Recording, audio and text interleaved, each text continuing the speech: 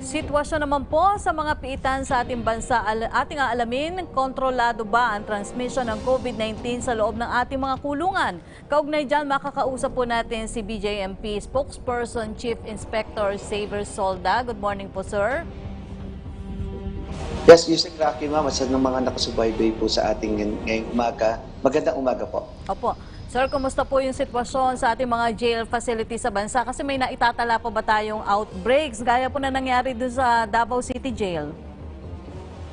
Well, good news po, Yusek Rocky, at sa lahat po na nakasubaybay sa atin.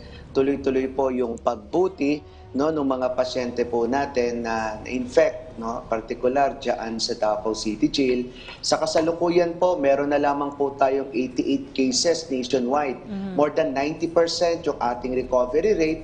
At tatlong jails na lang po in the country. We have 470 jails across the country at 10 na lamang po yung tinitingnan po natin ngayon. And hopefully, with the support from the Department of Health, ng ating mga local health units, and of course, yung efforts po ng ating mga warden na tuluyang bantayan at bigyan ng tamang medical attention, more focused medical attention, yung ating mga PDL, bumuti na po at ma-zero na po natin yung mga case natin sa mga BGMP facilities. Opo, sir, sa kabuuan, gaano po karaming PDLs ang tinamaan ng COVID-19 at ilan naman po yung mga kawani ang nahawahan ng nasabing sakit? Well, sa record po ng BJMP, nagkaroon po tayo ng total na 1,987 cases sa mga PDL po natin. 88 na lang po yung active cases ngayon.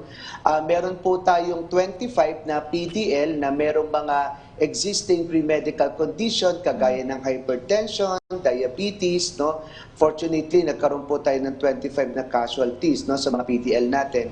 Sa mga personnel naman po natin, nakapagtala po tayo ng 1,017 cases at meron na lamang po tayong 32 active cases ngayon and around 96% pa yung recovery rate natin. Meron lang po tayong 4 na personnel na unfortunately, meron din po mga existing pre-medical condition ito. Nagkaroon po tayo ng casualty but according sa data po natin, everyday po yan, bumubuti po yung condition ng mga pasyente natin. Pangalawa, bumababa yung mga numbers na ito. And we're hoping both sa personnel and PTL ma-zero din po natin. Opo, sir, kasi ngayong Pasko, ano yung gagawin yung paghihigpit? Tatanggap ba kayo ng mga pagbisita sa ating mga PDL? So, paano nyo po ma-accommodate yung mga pamilya ng ating PDLs ngayon pong nalalapit tong Pasko? Well, Yusek Rocky, tuloy-tuloy pa rin po ang paghihigpit na ginagawa ng BGMP ngayon. Sa kasalukuyan po, temporarily suspended pa rin yung contact visitation. Pero wag pong mag-alala yung mga pamilya kasi nag-migrate na po tayo sa technology-supported mechanisms para ma-accommodate natin yung mga kapamilya ng ating PDL. Nariyan po, in-expand natin yung electronic dalaw. Meron lang po tayo mga schedule sa mga jail facilities natin and other services kagaya po ng telehearing, telemedicine, meron pati nga po yung ating alternative learning system, meron po tayong e-learning, telepsychology. So lahat po ito bahagi ng mga paghihigpit ng BJMP ngayong darating na Kapaskuhan para po masiguro na hindi po magtutuloy-tuloy may infection sa mga jail facilities natin at tuloy-tuloy po yung serbisyo na may provide natin sa ating mga PTL. Ito naman pong mga aktibidad na ito, na-discuss po natin ito sa ating mga PTL and maski sila, nag-a-agree po sila para po sa safety ng lahat, safety ng kanilang mga kapamilya. So, konting tiis lang po muna. Opo, dahil sa mga patakaran na pinatutupad ninyo, bakit po sa tingin ninyo na panahon na para ilagay naman po ang lahat ng mga piitan sa ilalim ng BJMP?